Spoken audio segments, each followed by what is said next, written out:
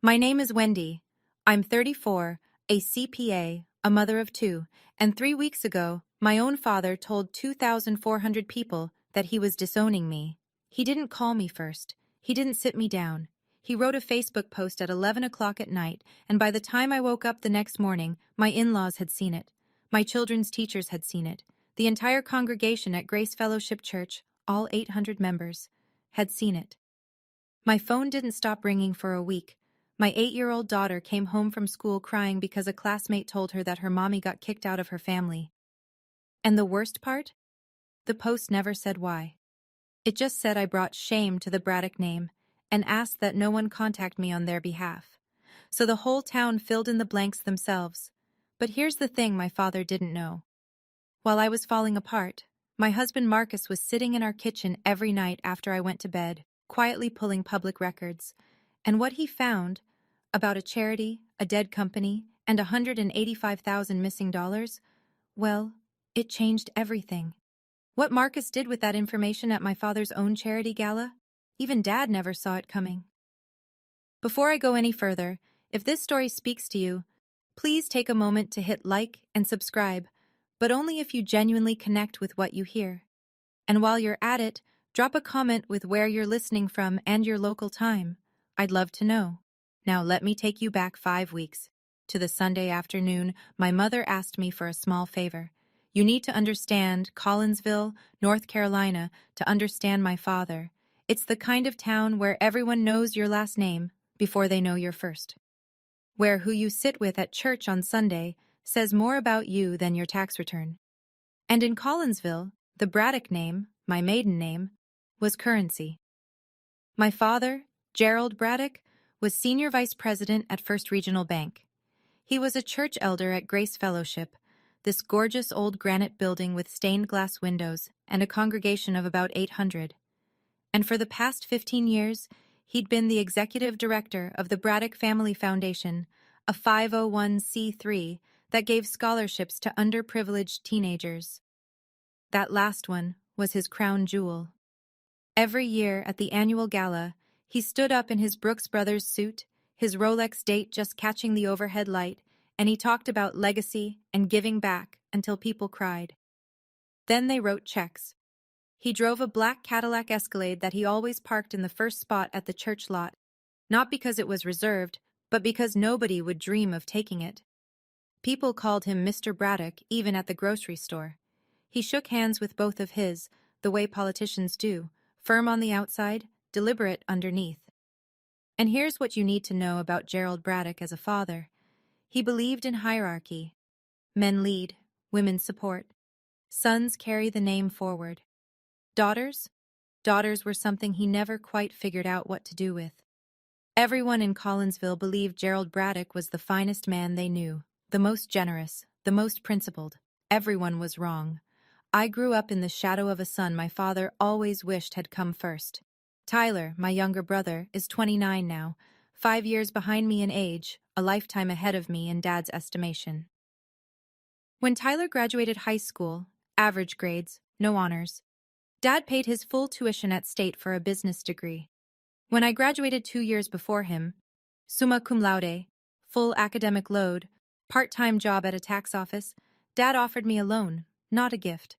A loan, with interest, documented on paper. I paid off that student debt over 8 years, and I never once brought it up at family dinners.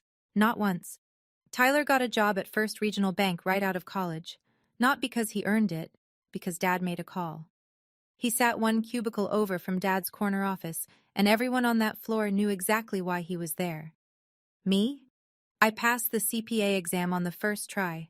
I got hired at Henderson and Shaw, a small accounting firm in town. When I told Dad over the phone, there was a pause, and then he said, "Accounting? That's just counting other people's money, sweetheart." When I married Marcus, a civil engineer at Morrison Engineering, steady, smart, devoted, Dad pulled me aside at the rehearsal dinner and said, "Well, at least you found someone willing." He said it like he was being generous. Marcus heard it. He didn't say anything that night. But I saw the way his jaw tightened around his Seiko watch strap when he took it off before bed. Still, I kept trying. I called Dad every Sunday. brought the kids to his house on holidays, helped set up chairs for church fundraisers. For 34 years, I tried to be the daughter he wanted. I didn't realize he never wanted a daughter at all. He wanted silence. It started with a phone call on a Sunday afternoon in early March. Mom, Diane, called me while I was folding laundry. Her voice was soft, the way it always got when Dad wasn't in the room. Wendy, honey, the gala's coming up in a few weeks, and I need to pull together the financial reports for the board. Could you come by and help me sort through some of the foundation files? You're so much better at this than I am. I said yes without thinking. That was my pattern. Mom asks, I show up. I drove over to the house that afternoon while Dad was at the golf course with his usual foursome. The Escalade wasn't in the driveway, and I remember feeling a small, stupid relief at that. Mom led me into Dad's home office, the inner sanctum, dark oak desk, leather chair, brass lamp, framed photos lining the shelves. One of them showed Dad shaking hands with the governor at some fundraiser. Another showed him receiving a Rotary Club award. The whole room smelled like furniture polish and self-importance. She handed me 2 file boxes and opened Dad's old laptop to an Excel file. These are the past 2 years of foundation expenses, she said. I just need everything organized so Mr. Kessler and the board can review it before the gala. I sat down and started going through the entries. Vendor payments, facility rentals, scholarship disbursements, printing costs, standard nonprofit stuff. Everything looked normal, clean, routine. And then my fingers stopped on the keyboard. There it was. One line among dozens. Meridian Consulting Group, $14,200. No contract reference, no project description, just consulting fee. I didn't know what it meant. Not yet. But something about the way that number sat there, too round, too clean, tucked between legitimate expenses like a forged signature hidden in a stack of real ones, made the CPA in me go very, very quiet. I told myself it was probably nothing. Dad had run the foundation for 15 years. Consultants come and go. Maybe Meridian did strategic planning, or donor outreach, or some other service I wasn't aware of. But then I scrolled further. Meridian Consulting Group, $8,600. March of the prior year. Same vague consulting fee description. No deliverables listed. I kept scrolling. Another one, $11,400. Then $6,200. Then $6,600. 6 payments across 2 years, totaling just over $47,000, all to the same vendor, all with the same generic label. I pulled up the records for other vendors, Kessler Printing, which did the gala programs, Collinsville Events Company, which handled catering. Both had line item breakdowns, quantities, unit costs, delivery dates, invoice numbers, normal, professional, everything you'd expect from a well-run charity. Meridian had none of that. It was the only vendor with no supporting documentation at all. I sat there for a moment, listening to the grandfather clock tick in the hallway. Mom was in the kitchen making coffee. I could hear her humming something faintly. An old hymn, I think. I opened my phone and took screenshots of all 6 Meridian entries. I don't know why exactly. Professional instinct, maybe. Or maybe some part of me that had spent 11 years reconciling other people's books knew the difference between an oversight and a pattern. I told myself I'd ask Dad about it. Casually. Just to understand. After all, this was his foundation. His life's work. Surely there was a simple explanation. I didn't know that the screenshots I'd just taken would become the first piece of ammunition in a battle I hadn't yet realized I was fighting. I called Dad the next evening after putting the kids to bed. I kept my tone light, conversational. The way you do when you already know the answer might be a problem, but you're praying it won't be. Hey, Dad. So I was helping Mom organize the foundation files, and I noticed a few payments to a vendor called Meridian Consulting Group. I don't see a contract for them in the records. Can you fill me in? Just want to make sure everything's tidy before the board reviews. 3 seconds of silence. I counted.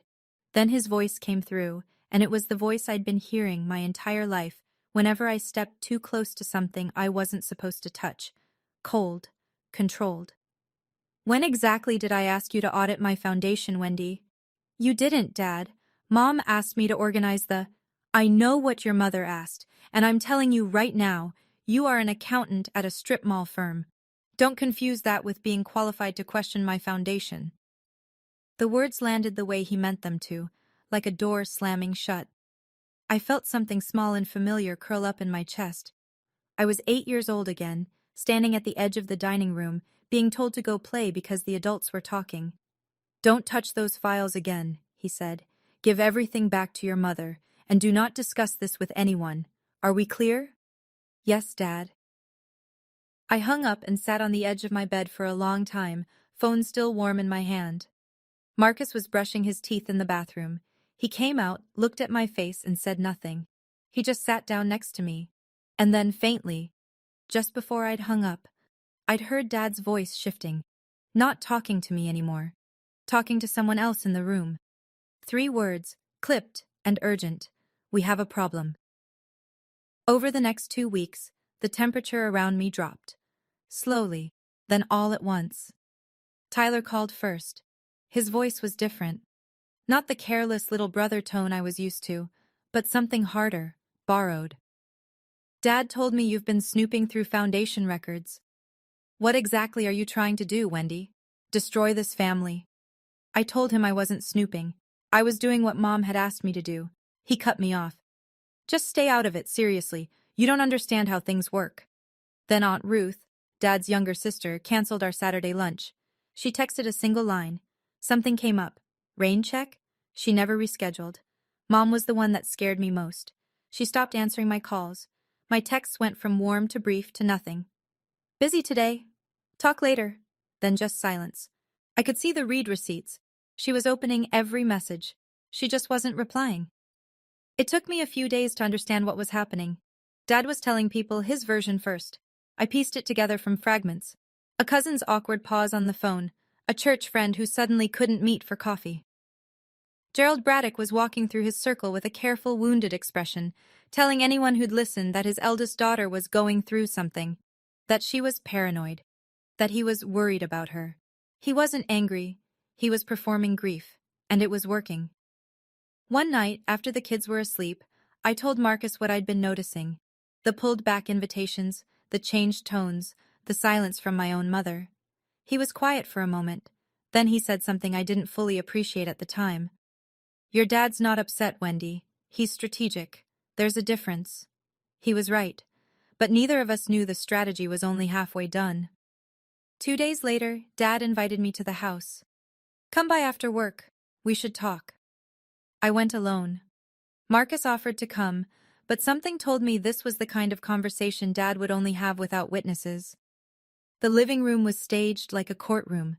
Dad sat in his armchair, leather, high-backed, positioned under the brass reading lamp like a throne. Tyler was on the sofa across from him, legs crossed, arms folded.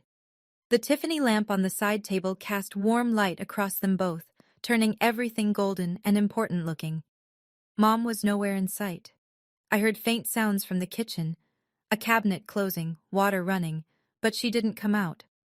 On the mantel, the family portrait caught my eye, the one taken 3 Christmases ago.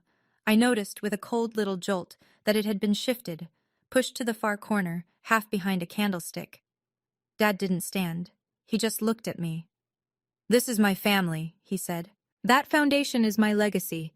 You will not say a single word about what you think you saw, to anyone, ever. He paused. Do you understand? Dad, if there's nothing wrong, then why? Because I said so. He leaned forward. I'm giving you an opportunity, Wendy. A last one. Tyler uncrossed his arms just long enough to add, just drop it, Wendy. You're embarrassing yourself. I stood there for what felt like a full minute. Then I said something I hadn't planned. I didn't say I was going to tell anyone, Dad. I asked you a question. The fact that you can't answer it tells me everything. Nobody spoke. I turned around and walked out the front door. My hands shook the entire drive home. I gripped the steering wheel of my old Honda Accord so hard my knuckles went white. And I didn't know, I truly didn't know, that in 72 hours, my father would go nuclear. Monday morning, 6:45 a.m. I was pouring coffee, packing Emma's lunch, shouting at Noah to find his left shoe. Normal. Routine. The kind of morning you don't remember unless something explodes in the middle of it. My phone buzzed on the counter. Then again. Then again. I ignored it. Kids first. But when I finally picked it up at 7:15, I had 14 text messages, 6 missed calls, and a screenshot from my coworker Janet that made my vision go white at the edges. It was a Facebook post, from my father's personal page, written at 11:07 the night before. It is with deep sadness that Diane and I must share this publicly. We are officially disowning our eldest daughter, Wendy. She has brought profound shame to our family name. We ask that you do not contact her on our behalf, and we request privacy during this painful time. I read it 3 times. My hands were steady the first time, shaking by the third. The post had already been shared into the Grace Fellowship Church Community Group, 600 members, into the Collinsville Elementary Parent Group, where Emma's teachers and classmates' parents gathered to share bake sale schedules, into the Collinsville Community Forum, where half the town lurked. Tyler's name was on every share. He'd posted at midnight, 30 minutes after Dad. Within 12 hours, 2,400 views, 340 reactions, 89 comments. I scrolled through them with numb fingers, praying for the Braddock family. It takes courage to make this stand. So sorry, Gerald. Some children just don't appreciate what they're given. What did she do? That was the genius of it. He didn't say what I'd done. He left the accusation shapeless, and the town poured its worst assumptions into the mold. I could see the speculation forming in real time. Affair, drugs, theft. Nobody guessed the truth, because the truth was the one thing Gerald Braddock could not afford to have anyone ask about. 2,400 people. That's not a family disagreement. That's a public execution. And the executioner? He timed it for when I'd be too busy making school lunches to notice. The first call from the school came at 9 a.m. Mrs. Offield, this is Principal Davies. We wanted to let you know that a social media post has been brought to our attention by several parents. We're not making any judgments, of course, but we wanted to check in. Is everything safe at home for Emma and Noah? Safe. She was asking if my children were safe, because my father wrote a Facebook post. I said yes, everything was fine, my voice hollow enough that I'm sure she didn't believe me. But she let it go. For now. Emma came home that afternoon and went straight to her room.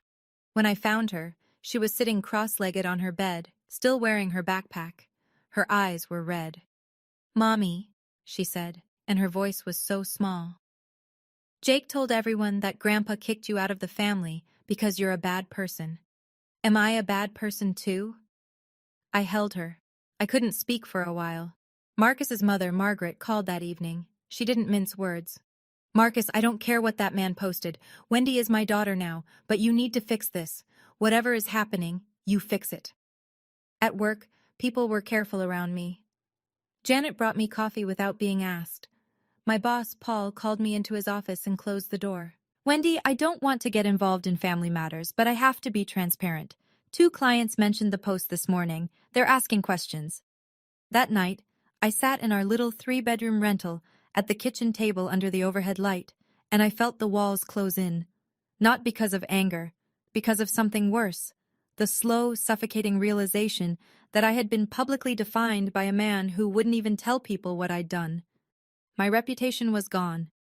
12 hours. That's all it took. But Marcus? Marcus was already counting backward from something I couldn't see yet.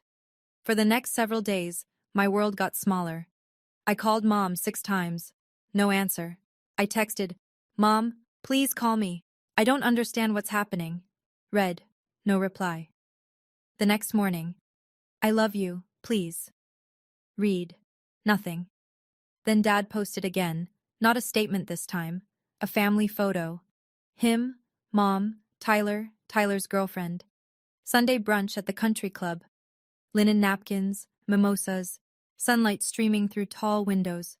Caption: "Family is everything. Hold your loved ones close." I wasn't in the photo. I hadn't been invited. 800 likes. One by one, familiar faces drifted away.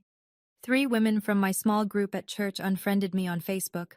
I noticed because their names vanished from my birthday list. A neighbor I'd exchanged cookies with every Christmas for 5 years nodded at me across the produce aisle and kept walking.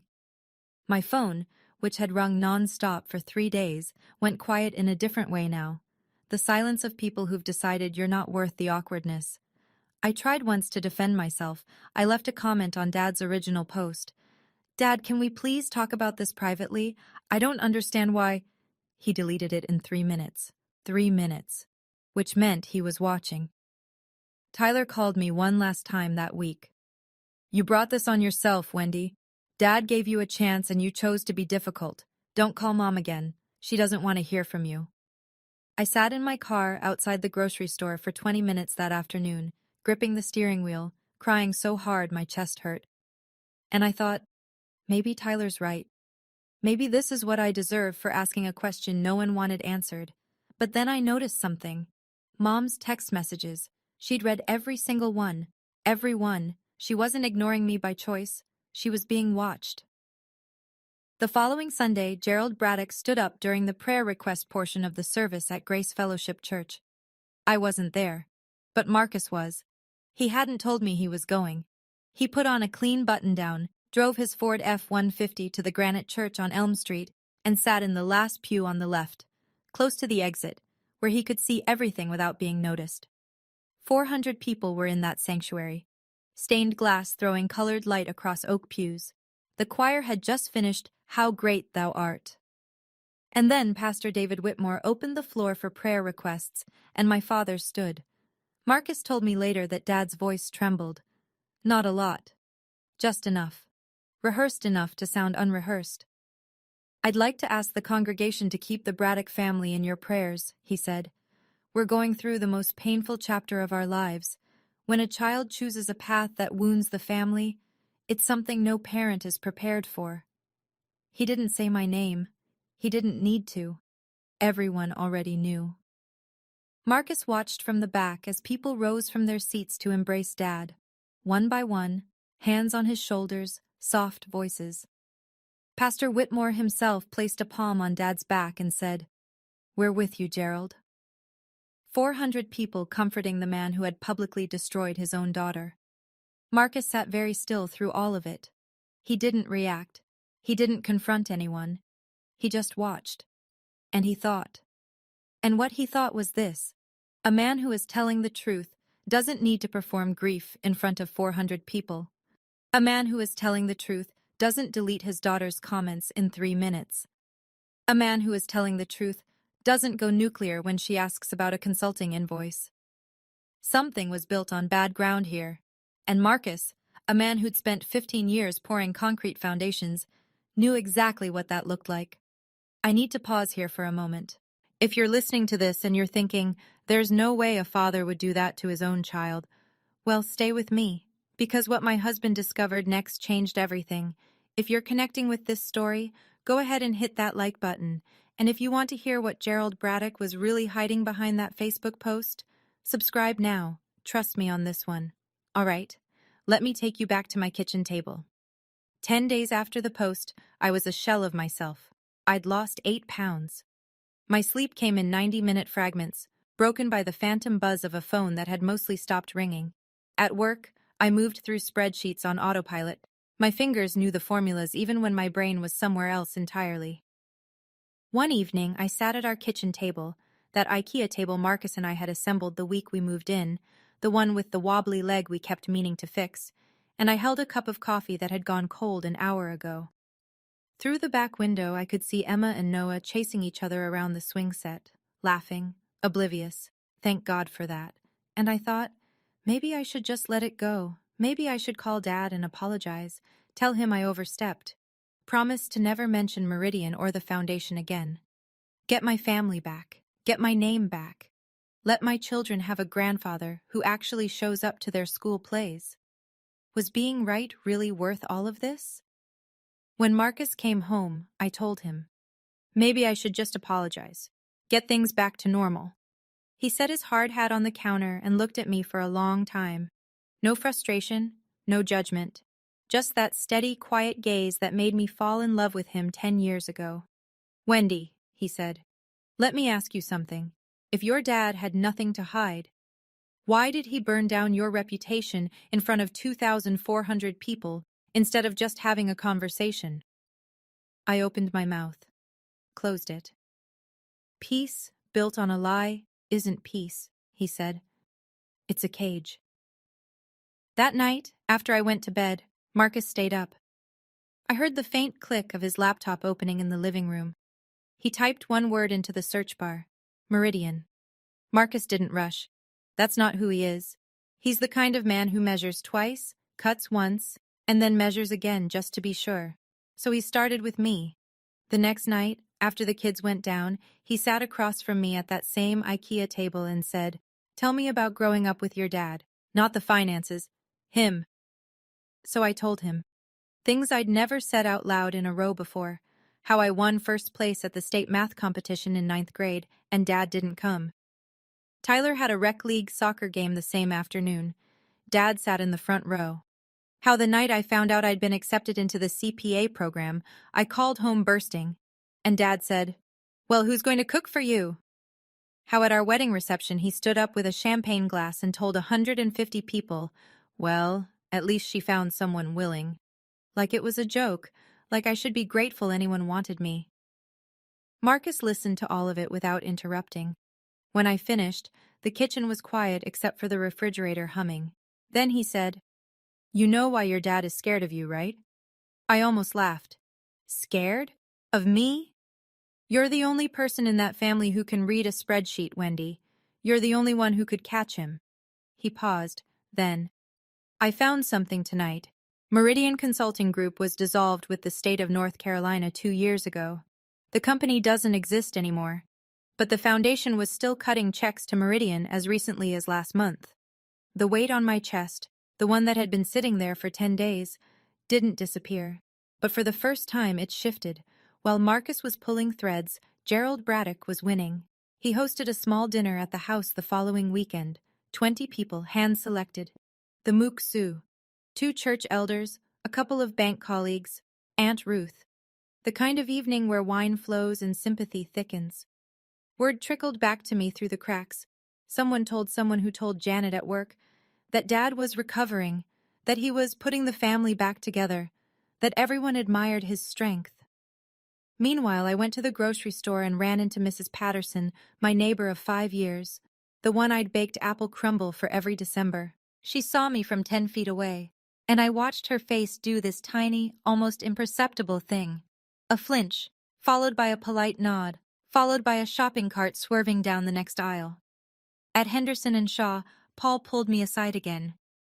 "Wendy, I'm not suggesting anything, but maybe take a few personal days, just until things settle." I stood in the parking lot after that conversation, late afternoon sun slanting across the asphalt, and I felt small, physically small, like the town was a room that kept shrinking, and I was the only one who couldn't find the door. Gerald Braddock believed he had won. The town believed he had won. The church believed he had won. Tyler certainly believed he had won. He'd posted a photo of himself and Dad at the golf course that morning, captioned, "Best mentor a guy could ask for." But in my kitchen that night, at an IKEA table with a wobbly leg, my husband was arranging printouts in 3 neat stacks. Public filings from the IRS, business records from the North Carolina Secretary of State, screenshots I'd taken 5 weeks earlier on a Sunday afternoon. He looked up at me and said quietly, "We have enough to ask the right questions. Now we need the right people to hear them." Here's something most people don't know. If you run a 501c3 nonprofit in the United States, your IRS Form 990 is a public document. Anyone can look it up. It's available on sites like ProPublica's Nonprofit Explorer, free, searchable, and completely legal to access. Marcus found the Braddock Family Foundation's filings in about 4 minutes. He pulled the last 5 years of 990s and started reading. Not the way a casual person would, skimming the mission statement and the big numbers. He read the way I would have, line by line, vendor by vendor. He cross-referenced every payee against the North Carolina Secretary of State's business entity database, which is also public, also free. Meridian Consulting Group, dissolved in 2023. Last active filing 3 years ago. No registered agent. No office address on record. Yet the foundation had paid them $47,000 over 2 years, including 2 payments after the company ceased to exist, But Meridian wasn't alone. Marcus found 2 more vendors with the same fingerprint. Summit Advisory, LLC, $58,000 across 3 years, dissolved 18 months ago. Pinnacle Services Group, $80,400 over 4 years, registered to a P.O. box that also appeared on no other business filing in the state. 3 shell vendors, $185,400, all with the same generic consulting fee description. All signed off by a single person. Every check, every single one, carried only one signature: Gerald W. Braddock. The Foundation's bylaws, available in the 990 attachments, required 2 signatures for any disbursement over $5,000. Dad had been signing a loan for 5 years, and either nobody on the board noticed or nobody dared ask. Marcus sat back in his chair at midnight, his Seiko glinting under the kitchen light, and said to no one in particular, "Your dad's been paying dead companies for 2 years. That's not an oversight. That's a pattern." The next piece came from a name buried in an old 990. Marcus was scrolling through the Foundation's board listings year by year when he noticed something. A woman named Linda Calloway had served on the board for 6 years, and then vanished from the roster 2 years ago. No explanation, no farewell note. She was there in one filing and gone in the next. He found her on LinkedIn, property manager in a town 30 minutes south of Collinsville. He sent a message that was pure Marcus, polite, direct, and devastatingly honest. "Miss Calloway, my name is Marcus Offield. I'm married to Wendy Braddock. Her father recently disowned her publicly on social media. I'm trying to understand why. I believe it may be connected to the Foundation's finances. Would you be willing to speak with me?" She replied within the hour. They met at a diner off the interstate, far enough from Collinsville that no one would see. Linda was in her early 50s, composed, careful with her words. She ordered black coffee and didn't touch it. "I started asking questions 2 years ago," she said, "about vendor payments that didn't make sense. I brought it up at a board meeting and Gerald looked at me like I'd set fire to the church. After that, he started calling the other board members individually. Within a month, I got a phone call, Gerald himself, telling me it would be best for everyone if I stepped down." She had the email he'd sent her. She'd kept it for 2 years. Marcus asked her why she hadn't reported it. She looked down at her untouched coffee. "Because Gerald Braddock runs this town, and I have a business here. He erased me from that board like I never existed." Then she looked up. "But when I saw that Facebook post about Wendy, I knew he was doing it again, erasing someone who got too close." She paused. "There's one more person who knows, but I don't know if she'd ever speak up." Marcus already knew who she meant. 3 days after Marcus met with Linda, he walked out to our mailbox on a Tuesday afternoon and found a manila envelope with no return address. Inside, a USB flash drive, and a single handwritten note on plain white paper, in handwriting I would have recognized anywhere. The same loops, the same careful slant that had written my name on every birthday card for 34 years. "He keeps this in the locked drawer. I'm sorry I didn't do this sooner. D. Mom." Marcus plugged the USB into his laptop. It contained one file, an Excel spreadsheet. Gerald's personal financial tracking, the one he kept separate from the Foundation's official books, and it laid everything bare, every withdrawal from the Foundation account, every transfer to his personal checking through the shell vendors, dates, amounts, routing numbers, 5 years of clean, meticulous theft, total $185,400. And in the margin notes, the kind of annotations someone makes when they think no one will ever see, one entry read, "Tyler apartment, $2,400 per month." My father had been paying my brother's rent with scholarship money meant for underprivileged teenagers. Marcus called me into the kitchen. I looked at the screen. Then I looked at the note. Then I looked at the handwriting. And I cried. Not because of the numbers. Because of my mother. Diane Braddock, who had spent 36 years deferring to her husband, who had stopped answering my calls, who had sat in that kitchen while Gerald issued ultimatums in the living room, had waited until the house was empty, opened the locked drawer with a key she wasn't supposed to have, copied the file, and mailed it to us. Without a word, without a phone call, just a USB drive and 7 words of apology. 36 years of silence. And she chose me. "We have everything now," Marcus said quietly. I wiped my eyes. So what do we do with it? We sat at the kitchen table that night, the same table where I'd almost given up, where Marcus had searched for Meridian, where the printouts had piled up stack by stack, and we made a plan. The Braddock Family Foundation's annual gala was 2 weeks away. 300 guests, donors, bankers, church leaders, local business owners, a city councilwoman. Gerald would be there in his Brooks Brothers suit, accepting the Founders Award he'd created for himself, shaking hands with the same people whose money he'd been siphoning for half a decade. More importantly, 3 specific people would be in that room. Robert Kessler, the board chairman and a practicing attorney, Pastor David Whitmore, and Helen Travers, the compliance officer at First Regional Bank, which was the foundation's largest institutional donor. Marcus's plan was simple, elegant even. We would not make a scene. We would not give a speech. We would not post on Facebook. We would walk into that gala, hand each of those 3 people a folder, and leave. 3 folders. Same contents. Printed 990 filings, Secretary of State dissolution records, the screenshots I'd taken, Linda Calloway's signed statement with the email Gerald sent pressuring her to resign, and a cover letter requesting an independent review of the foundation's finances. Let them decide. Let the evidence do the talking. I agreed, but I drew a line. I'm not turning this into a revenge show, Marcus. I don't want to humiliate my father in front of 300 people. I just want the truth to have an address. Marcus put his hand over mine. We're not going to humiliate him, Wendy. We're going to give the people who trust him the information they deserve. What happens after that, that's on him. I looked at the stacks of paper. Let the documents do the talking. The documents, Marcus said, don't know how to lie.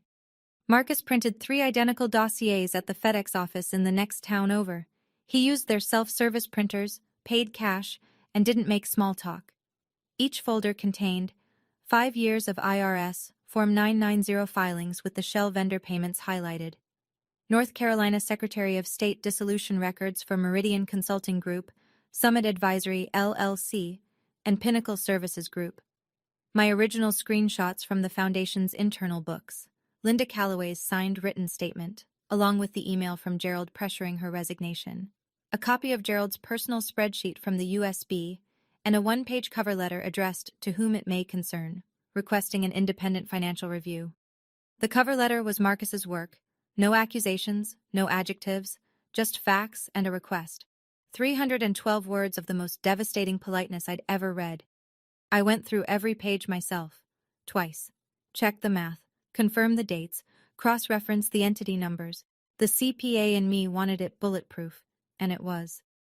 The night before the gala, Marcus set the 3 manila envelopes on the kitchen table, side by side, neat, labeled, board chair, pastor, compliance. I stood in the doorway and looked at them. Tomorrow, he said. Tomorrow, I said. I didn't sleep that night. Not from fear, from something I hadn't felt in 5 weeks. Something unfamiliar and electric that I finally recognized around 3 in the morning, staring at the ceiling. For the first time in my life, I wasn't waiting for my father's permission to exist. Quick question for you. If you were me, standing in that kitchen looking at those 3 envelopes, would you go through with it? Or would you handle it differently? I'm genuinely curious. Drop your answer in the comments. And if you've been listening this far and you haven't subscribed yet, now's the time. Because what happened at that gala? It's the part of this story I've been waiting to tell you since the beginning. All right, let's go. The Braddock Family Foundation annual gala was held at the Collinsville Country Club, a white columned building overlooking the 7th fairway, with floor-to-ceiling windows and a chandelier in the foyer that probably cost more than my car. 300 guests, women in cocktail dresses and statement jewelry, men in dark suits holding whiskey neat. A string quartet played Vivaldi near the bar. The tables were draped in white linen, topped with arrangements of white peonies and flickering tea lights. A banner hung across the main wall in navy and gold. 15 years of changing young lives, the Braddock Family Foundation. At the center of it all was my father. Navy suit, crisp white shirt, Rolex catching the chandelier light with every handshake. He moved through the crowd like he owned the room, because in a very real sense, he did. Every donor there had written a check to his foundation. Every church member there had prayed for him last Sunday. Gerald Braddock, in this room, at this moment, was untouchable. Tyler stood beside him in a charcoal suit, playing the dutiful son, smiling, nodding, refilling Dad's sparkling water. Mom was at the VIP table in a black dress, hands folded in her lap, face carefully neutral. Pastor Whitmore was there, seated at the head table. Helen Travers from First Regional's compliance department was there too. The bank was the gala's biggest sponsor. Robert Kessler, the board chairman, a silver-haired attorney with gold-rimmed glasses, was nursing a bourbon near the podium. Marcus and I arrived at 7:45. We didn't have tickets. Marcus parked the F-150 at the far end of the lot, away from the Escalades and the BMWs. He wore a clean white button-down and pressed chinos. I wore a simple navy dress. Not designer, not meant to impress. Just meant to say, I belong here. Marcus carried a leather bag with 3 manila envelopes inside. We walked through the front doors, and nobody stopped us. In a room full of people who'd read my father's Facebook post, nobody recognized the disowned daughter. Or maybe they just didn't expect her to show up. The MC, a local radio personality with a booming voice and a tuxedo, stepped up to the podium at 8:15. Ladies and gentlemen, it is my great pleasure to introduce a man who has dedicated his life to the young people of this community. The crowd clapped. Dad rose from his seat, buttoned his jacket, and walked to the podium the way he walked everywhere, like the room had been built around him. He gripped the edges of the lectern, swept his gaze across 300 faces, and began. He thanked the donors. He thanked the board. He told a story about a girl named Keisha who'd received the foundation's first scholarship 15 years ago and was now a registered nurse at Duke. His voice caught when he said her name. Just a little, just enough. The crowd leaned in. Our family has given everything to this mission, he said. And recently, as some of you know, we've faced personal losses that I won't pretend haven't been devastating. A pause, a breath. The Rolex glinted. But the work continues, because legacy is not about what happens to you. It's about what you build that outlasts any one person. 300 people stood and applauded. Tyler was on his feet first, clapping with his hands above his shoulders. The MC presented Gerald with the Founders Award, a crystal trophy, heavy and gleaming, etched with his name. He held it up. The chandelier caught it and threw light across the room like a halo. I was standing at the back, near the hallway that led to the restrooms and the service entrance. Marcus was beside me. I could feel his heartbeat through his sleeve where our arms touched. I watched my mother at the VIP table. She was clapping. But her hands, I could see them even from 40 feet away. Her hands were shaking. That was the moment Gerald Braddock stood tallest, crystal in his hand. 300 people on their feet, the golden pinnacle of a lifetime spent building an image. It was also the last. Marcus waited for the applause to die and the cocktail hour to begin. He didn't hurry. He never hurries. As the crowd broke into clusters and the bartenders started pouring, Marcus walked across the room with the leather bag at his side. He didn't weave or dodge. He walked in a straight line, the way he walks a job site, deliberate, unhurried, absolutely certain of where he's going. His first stop was Robert Kessler. The board chairman was standing near the podium, bourbon in hand, talking to a woman in pearls. Marcus waited for a natural pause, then extended his hand. Mr. Kessler, my name is Marcus Offield. I apologize for the interruption, and I'll only need 2 minutes of your time. This envelope contains information about the financial management of the Braddock Family Foundation. I'm not asking you to believe anything tonight. I'm asking you to read the documents. Kessler took the envelope. His expression didn't change, but his fingers tightened on it. Next, Pastor Whitmore, seated at the head table, dabbing his mouth with a linen napkin. Marcus leaned down and spoke quietly. Pastor, forgive me for not making an appointment, but I believe you'll want to see this before the evening ends. It concerns the foundation, and the trust this congregation has placed in it. Whitmore accepted the envelope with both hands, the way he accepted offering plates on Sundays. Finally, Helen Travers, standing near the bar in a tailored gray suit. Marcus approached her with the third envelope and said, Ms. Travers, what's inside here relates to a senior officer at your bank. I believe your compliance team will consider it relevant. Helen looked at the envelope, then at Marcus. She didn't take a sip of her wine. She took the folder. 3 envelopes, 90 seconds. No raised voice, no accusations, no scene. From across the room, I saw my father notice. His head turned. He saw Marcus talking to Helen Travers. Then he looked at Kessler, who was already opening his envelope. Then at Whitmore, who was reading the cover letter with his glasses pulled low. Gerald set down his crystal trophy and started walking. But it was already done. Gerald intercepted Marcus near the dessert table, where the catering staff was arranging petite fours on a silver tray. He grabbed Marcus's arm, not hard enough to make a scene, but hard enough that Marcus felt it. His smile was still on, but his eyes had gone flat. The Rolex flashed as he leaned in. "What do you think you're doing here?" he hissed. "This is a private event." Marcus didn't pull away. "It's a charity gala, Mr. Braddock, open to the community. I thought the people in this room might want to know where their donations went." Gerald's jaw tightened. "You are a bridge builder, a manual laborer. My daughter made the mistake of marrying beneath her, and now you're $185,000, Mr. Braddock." Marcus's voice was level, almost gentle. Meridian Consulting Group was dissolved 2 years ago. The foundation kept paying them. Summit Advisory, same thing. Pinnacle Services, same. All the checks signed by you alone, in violation of the foundation's own dual signature requirement. For the first time in my life, I watched my father have nothing to say. His mouth opened, closed. The color drained from his face in stages, starting at the forehead.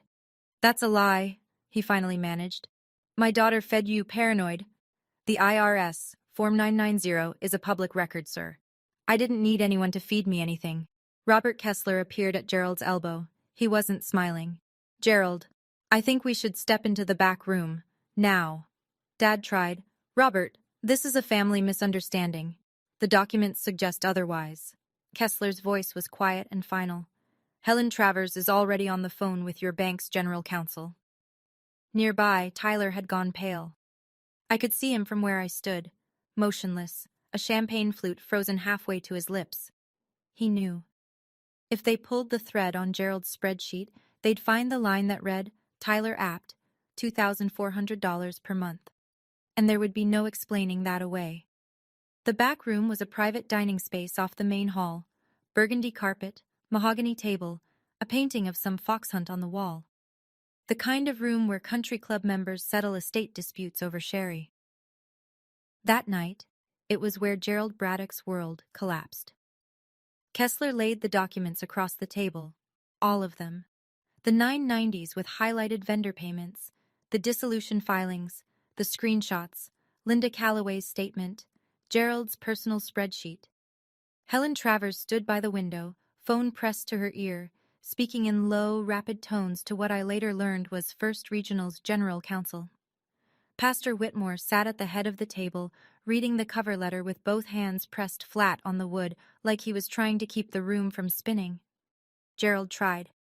"These are clerical errors, bookkeeping inconsistencies. I can explain every single—" "Mr. Braddock," Helen said, lowering her phone. "The check for $14,200 issued to Meridian last March bears only your signature. Your foundation's bylaws require dual authorization for any amount exceeding $5,000. Do you have a cosigner?" Silence. Kessler tapped one of the spreadsheet printouts. "And this notation, Tyler apartment $2,400 a month. Gerald, your son's rent has been paid from the foundation account." Tyler, who had followed them in, jerked upright. I didn't know where the money—" "Shut up, Tyler." Gerald's voice cracked. First time all evening. First time I'd ever heard it crack, actually.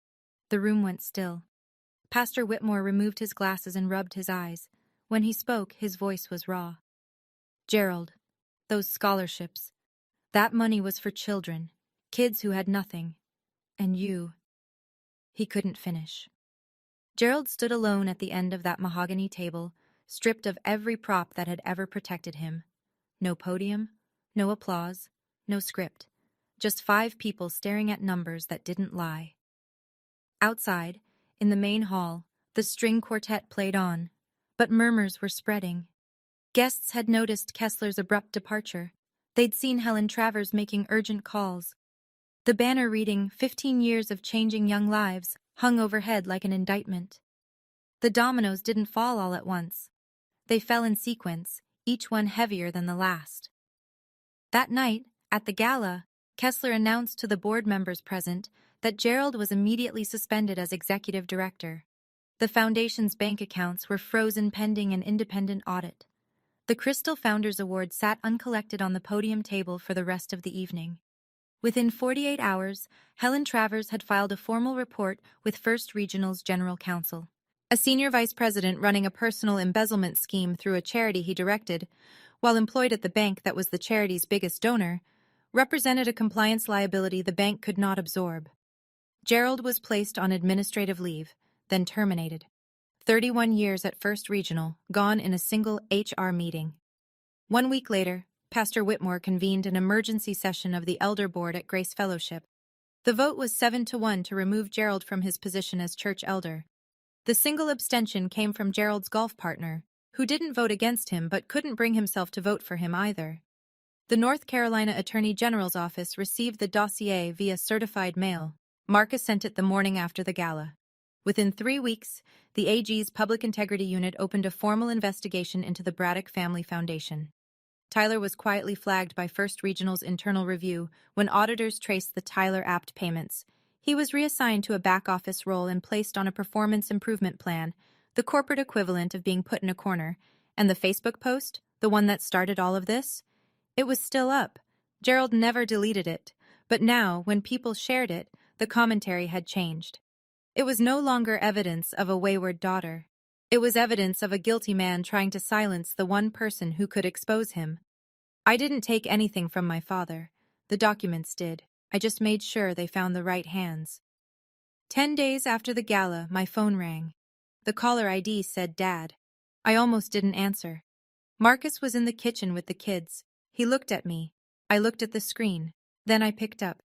Are you satisfied now? His voice was different, thinner, like someone had let the air out of it. You've destroyed everything I built. Everything. You destroyed it, Dad. I just asked a question. You were always the difficult one, Wendy. Always pushing, always needing to prove you were smarter than everyone else. If you just kept your mouth shut. If I'd kept my mouth shut, you'd still be stealing scholarship money from teenagers. Silence. A long one. I sacrificed everything for this family, he said, and I could hear him reaching for the old script. The patriarch, the provider, the man who carried the weight. But the words sounded hollow now. Like lines from a play he'd been performing so long he forgot it wasn't real. No, Dad, you sacrificed everything for yourself. The family was just the stage. More silence. I'm not going to call again, I said. And I meant it. Not from hatred. I was surprised to find I didn't hate him. From something quieter than that. I can't keep loving someone who treats my silence as the price of belonging. He started to say something, maybe an argument, maybe an apology, though I doubt it. But I'd already taken the phone away from my ear. I hung up, and I didn't cry. For the first time in 34 years, after a conversation with my father, I did not cry. I set the phone down on the counter, walked to the kitchen, sat between my children, and helped Noah color a picture of a dinosaur. The dinosaur was purple. Noah insisted. I thought that was exactly right. The apologies came in slowly, like people wading back into water they'd left too quickly. Mrs. Patterson, the neighbor who'd swerved her cart, showed up at my door on a Saturday morning with a loaf of banana bread and red-rimmed eyes. Wendy, I am so sorry. I should have asked you what happened before I believed him. I was a coward, and you deserved better. I thanked her. I meant it. I also didn't pretend it was nothing, because it wasn't. Paul, my boss, called me into his office. Office, same closed door. But this time he said, I owe you an apology, and the partners have been talking. We'd like to promote you to senior accountant. You've earned it several times over. Pastor Whitmore sent a handwritten letter, 3 pages long, on church stationery. I failed you, Wendy. I stood in that pulpit and I prayed for the wrong person. I cannot undo that. But I can tell you that the foundation is being restructured under a new board, and I would be honored if you would consider joining it. Emma came home from school one afternoon with a grin so wide it split her face. Mommy, Jake said sorry. He said his mom told him you're actually really brave and he should never have said those things. He wants to come to my birthday party. I knelt down and hugged her so tight she giggled and said, Mom, you're squishing me. And then there was Mom. She called on a Wednesday evening. Her voice was fragile but clear, clearer than I'd heard it in months. I'm sorry, Wendy. I should have been stronger a long time ago. Mom, you were strong. That USB drive, after 36 years of silence, you chose to act. That was the bravest thing anyone in this family has ever done. She cried. I cried. It was the good kind. People started calling me brave. But I wasn't brave. I was cornered. Bravery was my mother, slipping that USB into an envelope after 36 years of keeping the peace. 2 months later, Collinsville looked different. Or maybe I just saw it differently. Gerald sold the Escalade. I heard it through the grapevine. He needed the cash for legal fees. His attorney was managing communications with the AG's office, where the investigation was still active and ongoing. The Rolex disappeared from his wrist. I don't know if he sold it or just couldn't stand to wear it anymore. Tyler left town, moved to Charlotte, didn't tell anyone. His social media went dark. No more golf course photos, no more best mentor captions. The last I heard, he was working at a regional insurance company and not speaking to Dad. Mom filed for legal separation in April. She moved in with her sister, Aunt Helen, in a little ranch house with a garden out back. For the first time in her adult life, she opened a bank account in her own name. She called me every few days now. Real calls, long ones, about nothing in particular. About everything. The Braddock Family Foundation was placed under new leadership. A 5-person board with no Braddocks on it. The misappropriated funds were being pursued through legal channels. It would take time, but the scholarships would continue. The kids who needed them would still get them. Pastor Whitmore asked me to join the new board. I declined gently. I think the foundation needs faces that don't carry the Braddock name, I told him. But thank you, truly. Life wasn't perfect. It never is after something breaks this badly. Some relationships didn't survive, some trust couldn't be rebuilt. But Marcus still got up at 5:30, put on his hard hat, and went to work. He still wore that Seiko.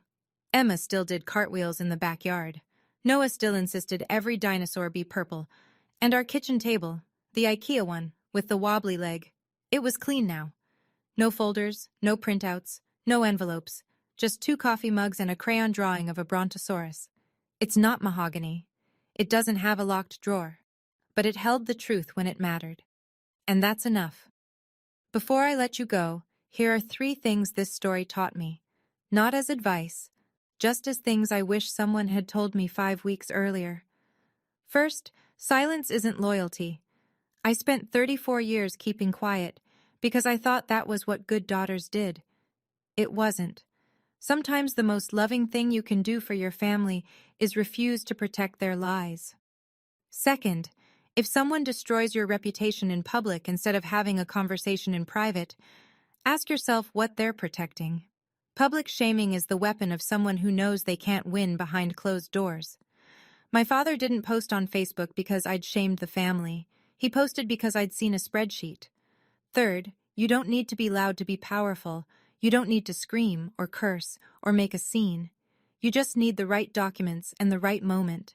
And a husband who knows how to read a 990 form. Thank you for listening to the end. Seriously, thank you. If this story touched something in you, if you've ever been silenced by someone who was supposed to protect you, or if you've ever been afraid to speak up because the cost felt too high, I want you to know you're not alone, and the cost of staying silent is always higher in the end. Hit like if this resonated. Subscribe if you want more stories like this one, and drop a comment.